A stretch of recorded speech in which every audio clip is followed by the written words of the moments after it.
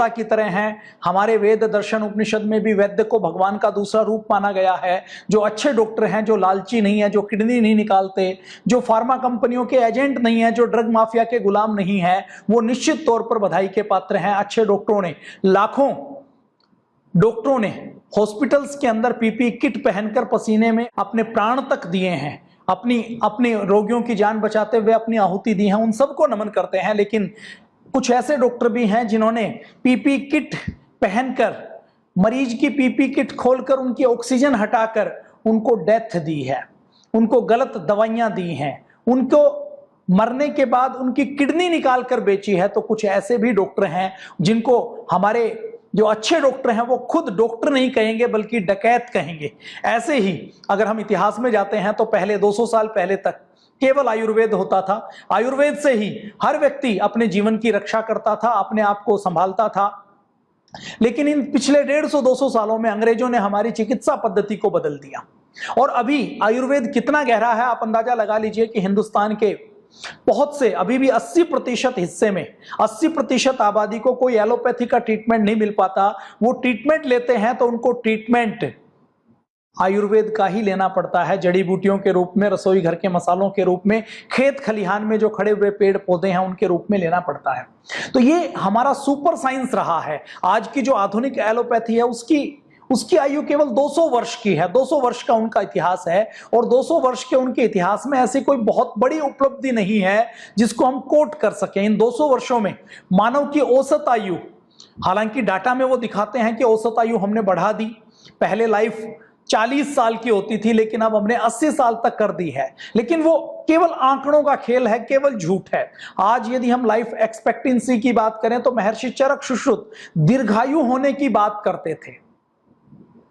दीर्घायु होने के साथ साथ हितायु होने की बात करते थे, सुखायु होने की बात करते थे। लेकिन ये आधुनिक चिकित्सा पद्धति ऐसी पद्धति है कि व्यक्ति 40 साल का नहीं हुआ तो 40 साल का होते होते उसको डायबिटीज हो जाती है, उसको आर्थराइटिस हो जाता है, वो पेन मैनेजमेंट करता है, उसको खून पतला करने वाली दवाई खानी पड़ती है, उसके दिल की धड़कन अनियमित हो जाती है, उसको ठीक करने की वो दवा खाता है, थायराइड की दवा खाता है, माइग्रेन पेन की दवा खाता है, तरह तरह की दवाइयां खाकर वो जीवन जीता है। वो जीवन जीना नहीं है, वो एक गुलामी का जीवन जीता है, दवाइयों की गुलामी करनी पड़ती है। उसके बाद वो कहते हैं कि व्यक्ति बिस्तर पर पड़ा रहा, व्यक्ति के जीने में ना आनंद है, ना सुख है, ना वो खा सकता, ना वो चल सकता, वो ना समाज के लिए प्रोडक्टिव है, ना वो स्वस्थ है, वो केवल बीमारियों के सहारे जी रहा होता है। उसकी देखरेख करने के लिए 2 व्यक्तियों को लगना पड़ता है। तो ये आधुनिक चिकित्सा विज्ञान है। इसने लाइफ तो बढ़ा दी लेकिन लाइफ का आनंद खत्म कर दिया। हमारे आयुर्वेद के ग्रंथ, आयुर्वेद का शास्त्र वो शास्त्र है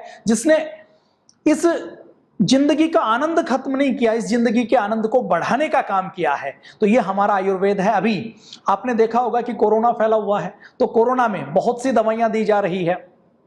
जब पिछले साल कोरोना आया तो कहा कि कोई दवाई नहीं है, ये 4 एपिसोड बनेंगे, चारों एपिसोड मेरा आपसे निवेदन है कि ये सीक्वेंस में आप देखिएगा तो आपको पूरे विवाद का भी पता लगेगा, अपने आयुर्वेद की क्या ताकत है इसका भी पता लगेगा और क्या हो रहा है इसका भी आपको पता लगेगा। तो ये कोरोना आया, जब कोरोना आया तो सबने कहा कि इस कोरोना के बारे में हमें कोई जानकारी नहीं है, ये कोरोना क्या है, ये कोरोना कैसे फैलता है, हमें कुछ नहीं पता। कोरोना के विवाद से पहले पिछले साल जब लोगों ने कहा कि इसकी कोई दवाई नहीं है तो हर डॉक्टर ने अपने अपने प्रयोग किए। कुछ गाइडलाइन WHO ने जारी की, कुछ गाइडलाइन भारत की जो स्वास्थ्य की ठेकेदार संस्थाएं हैं उन्होंने जारी की। लोगों ने सबसे पहले ये कहा कि कोरोना का इलाज करना है तो अमेरिका में ये आवाज उठी कि हाइड्रोक्सीक्लोरोक्विन ले लेते हैं। तो हाइड्रोक्सीक्लोरोक्विन खिलाई गई, 3 महीने तक खिलाते रहे। ट्रंप ने खुद हाइड्रोक्सीक्लोरोक्विन खाई, भारत के ऊपर दबाव देकर हाइड्रोक्सीक्लोरोक्विन मंगवाई गई। लेकिन बाद में 3 महीने 4 महीने बाद जब हाइड्रोक्सीक्लोरोक्विन का कोई फायदा नहीं हुआ और उल्टे उससे नुकसान होने लगे तो ये कहा गया कि ये जो हाइड्रोक्सीक्लोरोक्विन है इसका कोई फायदा नहीं है। उसके बाद दूसरी एक दवा आई टेमीफ्लू के नाम से, फेबीफ्लू के नाम से, वो दवा भी खिलाने के बाद रिजेक्ट हो गई। उसके बाद तीसरी दवा आई रेमडेसिवियर, ये दवा इंजेक्शन के रूप में भारत में भी बिकती है, पूरी दुनिया में। यह कहा गया कि रेमडेसिवियर का इंजेक्शन दे दिया जाए तो कोरोना से प्राण बच सकते हैं। भारत में अभी 3 महीने के अंदर तो ऐसा हाल हुआ कि रेमडेसिवियर के इंजेक्शन की जिसकी कीमत 500 से 1000 रुपए से भी कम पड़ती है वो 5000 से लेकर 75,000 रुपए तक बिका। 75,000 रुपए तक के बिकने वाले ये इंजेक्शन जिसको लगाए गए, तो रिजल्ट ये निकला कि रेमडेसिविर के इंजेक्शन जिसको लगाए गए उनको शुगर एकदम बुस्ट हुई, ब्रस्ट हुई, शुगर ब्रस्ट हो गई, शुगर के पेशेंट बन गए। वो पता नहीं कोरोना से बचे या नहीं बचे, लेकिन शुगर उनको जरूर हो गई। और शुगर तो तत्काल हम नाप सकते हैं, बहुत सी ऐसी बीमारियां हैं जिनको हम तत्काल नहीं नाप सकते, वो कितनी बीमारियां उनको रही होंगी इसका हम अंदाजा नहीं लगा सकते। तो रेमडेसिविर आया, रेमडेसिविर के बाद उन्होंने कहा कि प्लाज्मा थेरेपी कर दी जाए, तो रेमडेसिविर को भी रिजेक्ट कर दिया गया। उसके ऊपर अभी 1 साल लगाने के बाद रोक लगाई गई। फिर प्लाज्मा थेरेपी, प्लाज्मा खूब चढ़ाया गया, यूरोप में पहले ही बैन कर दिया, WHO ने काफी पहले कह दिया, लेकिन भारत में फिर अब कहा कि प्लाज्मा का कोई फायदा नहीं। प्लाज्मा के लिए मरीज भटकते रहे, क्यों? क्योंकि डॉक्टर ने लिखा है। अब डॉक्टर जो लिख रहा है वो डॉक्टर ने कोई रिसर्च पेपर नहीं पढ़ा, डॉक्टर की कोई नहीं समझ नहीं है, डॉक्टर इतना व्यस्त है कि उसके पास कुछ समझ नहीं है कि जो एक्सपर्ट है उनको कैसे, वो भी मीडिया को देखकर, टीवी को देखकर, या मेडिकल लॉबी का फार्मा एजेंट जो उनको समझाता है कि इससे ये हो जाएगा, इससे ये हो जाएगा, वो लेकर वो उसको लिखना शुरू कर देता है। तो रेमडेसिविर को लिखा, प्लाज्मा थेरेपी को लिखा। और प्लाज्मा, ब्लड के अंदर हमारे 4 अंग होते हैं, हमारा आरबीसी, डब्ल्यूबीसी, हमारे प्लेटलेट्स और प्लाज्मा।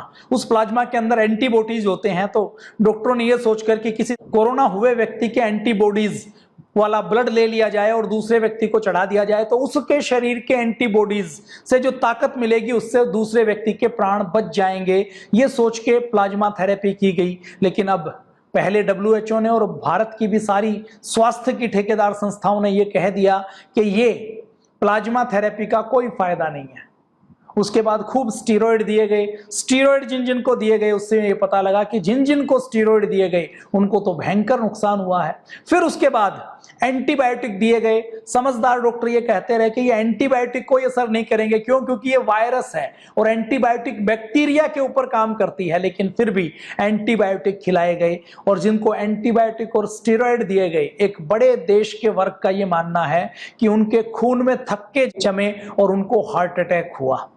तो ये सब षड्यंत्र लगातार चल रहा है। अब इस षड्यंत्र के बीच में, इन सारी चीजों के बीच में, जिस एलोपैथी, जो मॉडर्न मेडिकल साइंस दम भरती है कि मेरे पास सब चीजों का इलाज है, मैंने DNA को खोज लिया, मैंने जीन्स को खोज लिया, मैंने क्रोमोसोम्स के ऊपर स्टडी कर ली, हम ये पहचान कर लेते हैं, हमने नैनो रोबोट बना लिए हैं, हमने शरीर के अंदर आंख को ट्रांसप्लांट करना शुरू कर दिया, लीवर को ट्रांसप्लांट कर देते हैं, किडनी को ट्रांसप्लांट कर देते हैं, अब तो हम हार्ट को भी ट्रांसप्लांट कर देते हैं, हमने एक्सरे बना लिया, हमने MRI बना लिया, हमने CT स्कैन बना लिया, हमने PET स्कैन बना लिया, हम खून के अंदर क्या क्या होता है इसको बहुत बारीकी से देख सकते हैं। इन सारे दावों के बावजूद हमने देखा कि पूरा आधुनिक मेडिकल साइंस, आधुनिक मॉडर्न साइंस धर धराकर, भर भराकर गिरा।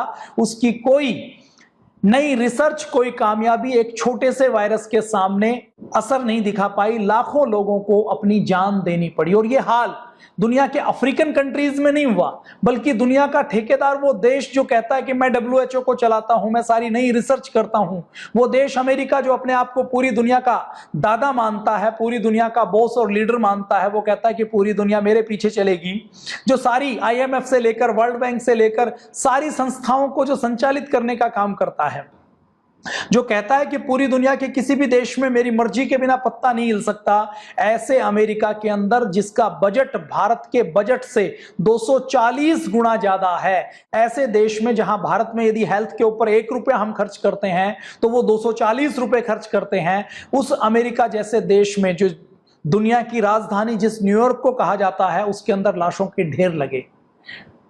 आइसक्रीम ढोने वाले फ्रिज के अंदर लाशों के ढेर को ढोना पड़ा।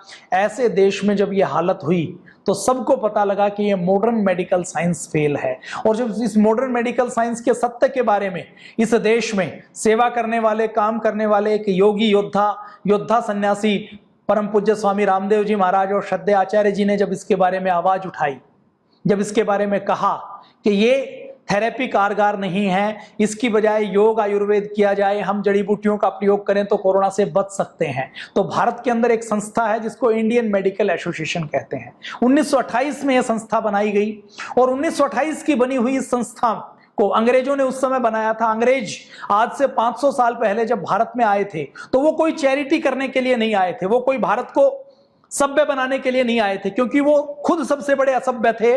भारत तो पहले से सदियों से सभ्य रहा है, तो वो 500 साल पहले हमें लूटने के लिए आए और उनको यह पता था कि यदि हमें हजारों सालों तक लूटना है तो भारत के एजुकेशन सिस्टम को, भारत की संस्कृति को, भारत की परंपराओं को ध्वस्त करना है।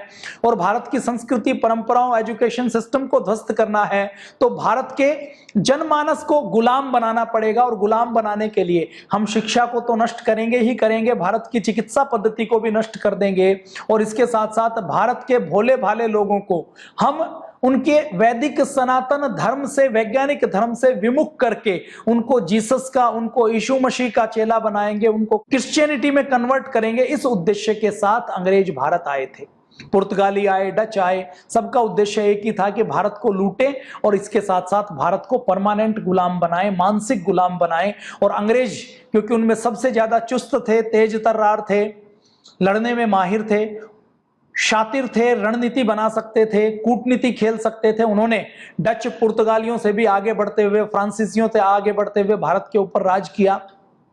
और राज करते करते उन अंग्रेजों ने भारत को सांस्कृतिक और मानसिक गुलाम बनाने के लिए अपनी ईसाई मिशनरी वो साथ लेकर आए। अब ईसाई मिशनरी को काम करना है तो वैसे उनको काम करने में दिक्कत है, तो उन्होंने दो हथियार बनाए। उसमें पहला हथियार था चिकित्सा का और दूसरा हथियार था शिक्षा का। तो मिशनरियों ने वेश बदला। उस वेश में उन्होंने, कुछ ने डॉक्टर का चोगा डाला और कुछ ने हाथ में कलम और पेंसिल लेकर अपने आप को यह दिखाया कि हम तो आपके बच्चों को पढ़ाने के लिए आए हैं। पूरे नॉर्थ ईस्ट में अंग्रेजों का जहां जहां राज था वहां पर वो ईसाई मिशनरियां फैली और उनको अंग्रेजों के राज्य की ओर से, ईस्ट इंडिया कंपनी की ओर से पूरा संरक्षण मिला और उन्होंने काम करना शुरू किया, कन्वर्जन करना शुरू किया। और उस समय ऐसे ईसाई डॉक्टरों को, ईसाई स्कूलों को, ईसाई शिक्षकों को, ईसाई शिक्षा के माध्यम से कन्वर्जन करने वाली लॉबी को वहां की सरकार ने संरक्षण दिया। तो ऐसी बहुत सी संस्थाएं बनाई गई। कांग्रेस जैसे एक संस्था है जिसको बनाया गया सेफ्टी वाल्व के रूप में, ऐसे ही दूसरी संस्था है, एक संस्था 1928 में अंग्रेजों द्वारा बनाई गई कि जो ऐसे डॉक्टर जिनकी आस्था अंग्रेजों के अंदर है उनको लेकर एक संस्था बनाई, इंडियन मेडिकल एसोसिएशन। ये इंडियन मेडिकल एसोसिएशन भारत सरकार के सोसाइटी रजिस्ट्रेशन एक्ट के तहत बनाई गई। अंग्रेजों के समय इसको विशेषाधिकार प्राप्त थे। क्यों? क्योंकि अंग्रेजों के मन का काम करती थी। मन का काम क्या था कि वो डॉक्टर का कोट पहनकर जब नर्सें जाती थी, जब डॉक्टर जाते थे, तो उनका एक ही काम होता था कि भोले भाले लोगों को चिकित्सा के नाम से उनका कन्वर्जन करना, उनको कुछ गोली दवाई देना और फिर उनका ब्रेन वॉश करना, गोली दवाई से ठीक करके, जादू टोना, ढोंग आडंबर, अंधविश्वास करके उनको ये दिखाना कि देखिए आपका जो रोग मुक्त आपकी हुई है तो वो यीशु मसीह ने की है, तो आप कन्वर्जन लेकर आप ईसाई धर्म को अपना लीजिए। इस काम के साथ उन्होंने ये शुरू किया। और ये जब उन्होंने शुरू किया, ये काम किया, तो इस इंडियन मेडिकल एसोसिएशन नाम की संस्था का गठन किया। इनको कुछ विशेषाधिकार दिया कि ये कुछ बोलेंगे तो हम उनको सुनेंगे, हम इनको विशेषाधिकार देंगे, हम इनको डोनेशन देंगे, जो समाज के प्रभावशाली लोग हैं उनसे डोनेशन करवाएंगे। तो इस उद्देश्य के साथ ये संस्था बनाई गई थी। अभी आज अंग्रेज तो जा चुके हैं, लेकिन अंग्रेजों जैसी मानसिकता इस संस्था से नहीं गई है। इस संस्था के जो अभी वर्तमान अध्यक्ष हैं, जिनका नाम है ए जियालाल, वो ये कहते हैं कि भारत को तो कन्वर्ट करके ईसाई बन जाना चाहिए। वो अपने 21 मार्च के एक इंटरव्यू में सीधे सीधे कहते हैं कि भारत को तो कन्वर्ट करके हमें ईसाई बनाना है, ईसाईयत में कन्वर्ट करना है। मेरा तो एक ही उद्देश्य है कि भारत ईसाई बने, भारत के अंदर कन्वर्जन हो। किस प्रकार से वो करना चाहते हैं मैं आपको दिखाता हूं। ये जो इंडियन मेडिकल एसोसिएशन है, इससे जो डॉक्टर जुड़े हुए हैं 90% डॉक्टर बहुत अच्छे हैं, लेकिन अगर पदाधिकारियों की मानसिकता की बात करूं तो मैं चाहूंगा कि चिकित्सक बंधु खुद भी देखें। आईएमए के जो अध्यक्ष हैं ए जॉन रोज ऑस्टिन जयलाल, ये ईसाई सपोर्टर हैं, कट्टर ईसाई सपोर्टर हैं। ये अपने न्यूज में ये कहते हैं, अपने इंटरव्यू में ये कहते हैं कि इस भारत में यदि कोरोना खत्म हुआ है तो इसमें ईसा मसीह का योगदान है, और कोरोना खत्म होगा तो वो भी ईसा मसीह के योगदान से ही होगा। कोई क्रिश्चियन बन जाएगा तो जल्दी वो कोरोना से मुक्त हो जाएगा। ऐसे ऐसे स्टेटमेंट ये देते हैं।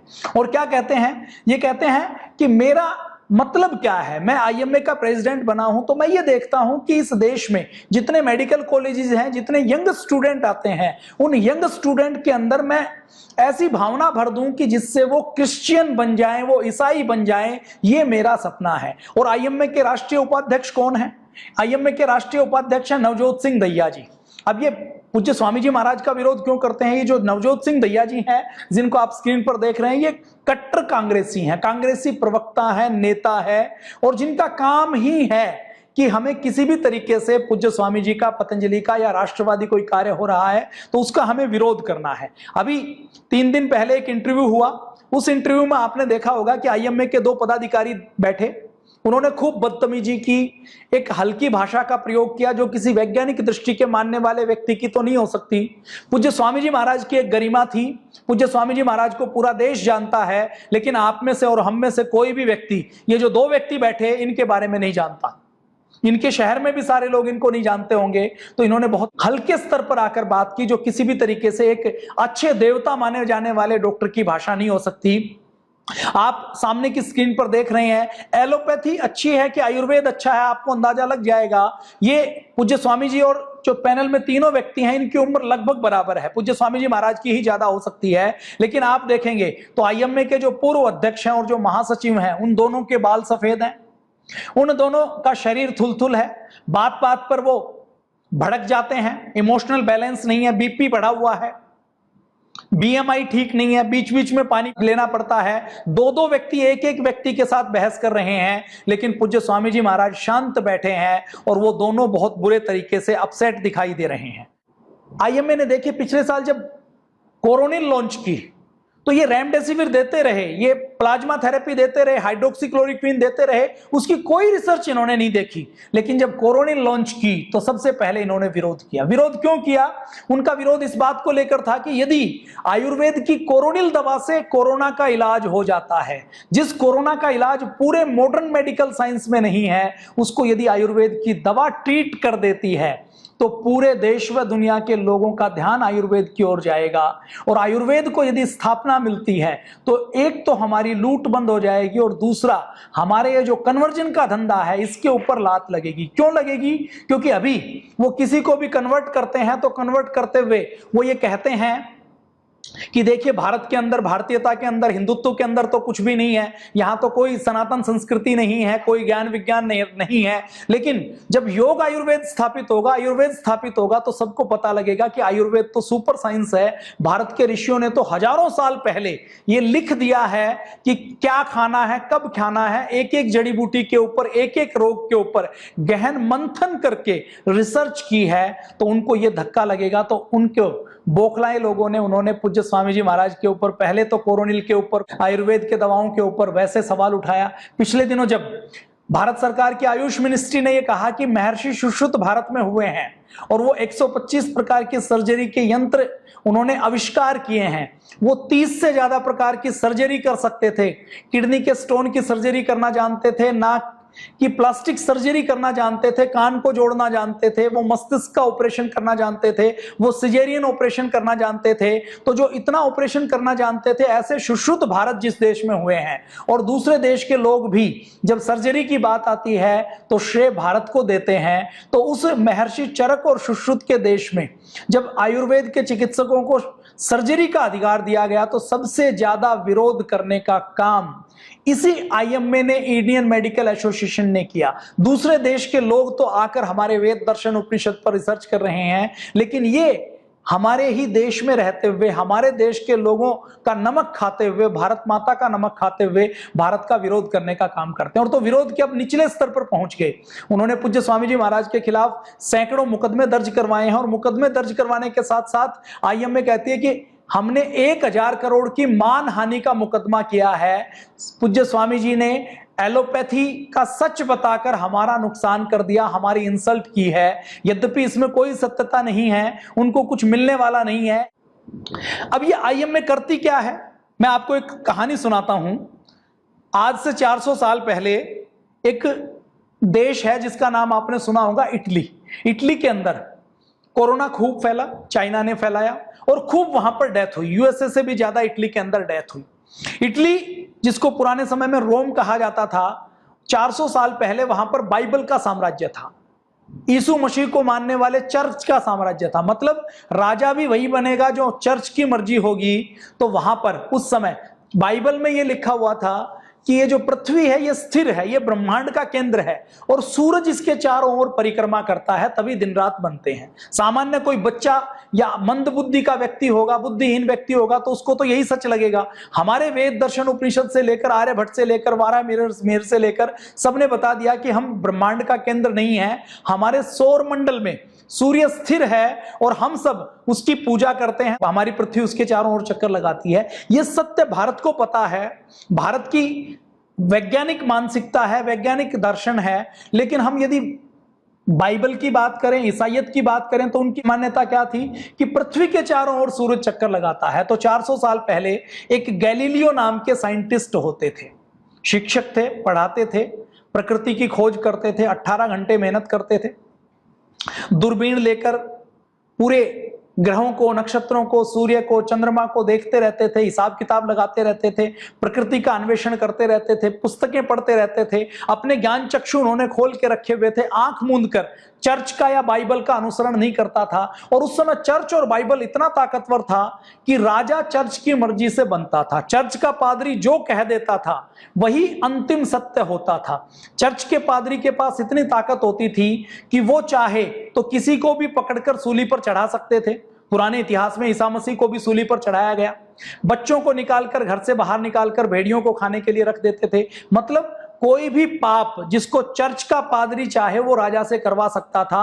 और राजा, राजा की सेना, उस समय का जन समर्थन केवल बाइबल और चर्च के आसपास घूमता था। विज्ञान नाम की कोई चीज नहीं थी, तार्किकता नाम की कोई चीज नहीं थी। तो उस समय गैलीलियो ने एक पुस्तक लिखी, और गैलीलियो ने पुस्तक लिखी तो उसमें उन्होंने अपनी ऑब्जर्वेशन से जो उन्होंने रिसर्च की, उस रिसर्च का सच लिखा कि इस ब्रह्मांड का केंद्र पृथ्वी नहीं है, सूर्य है, और पृथ्वी सूर्य के चारों ओर चक्कर काटती है। अब जैसे ही इटली में यह पुस्तक छपी, पूरे चर्च में, पूरे पादरियों में, पूरे बाइबल को मानने वाले ईसाई समुदाय में खलबली मच गई, क्योंकि उनके लिए ज्ञान का मतलब केवल वही जो बाइबल में लिखा हुआ है, बाइबल से बाहर वो कुछ सोच नहीं सकते, बाइबल से बाहर वो जा नहीं सकते। तो उन्होंने तुरंत खलबली मची, तो उन्होंने गैलीलियो को पकड़कर बुलाया और उनको कहा कि तुम अपनी ये पुस्तक वापस लो। पुस्तकों की प्रतियों को जला दिया गया और ये कहा कि तुम माफी मांगो, नहीं तो तुम्हें मृत्युदंड देंगे।